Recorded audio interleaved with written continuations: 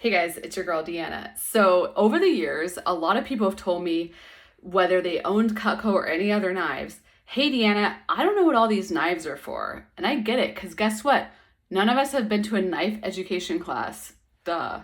So I'm gonna give you guys a quick tip that no matter what set of knives you have, it's a 90% true rule that you'll be able to apply in your kitchen and actually know what all your knives are used for. Check it out.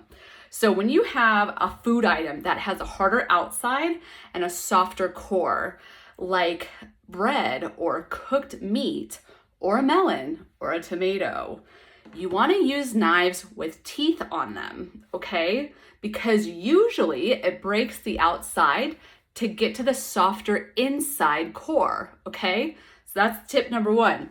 Tip number two is the opposite is also true. So same consistency foods like raw meat, celery, carrots, even a strawberry, it's pretty much same consistency throughout.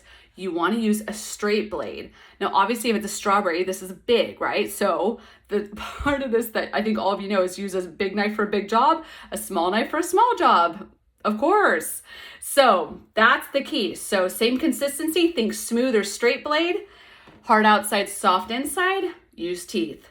Like I said, it's 90% true. Yes, it's not true across the board all the time, but you guys get the idea. I trust that tip helps. Go use it, and happy slicing and dicing.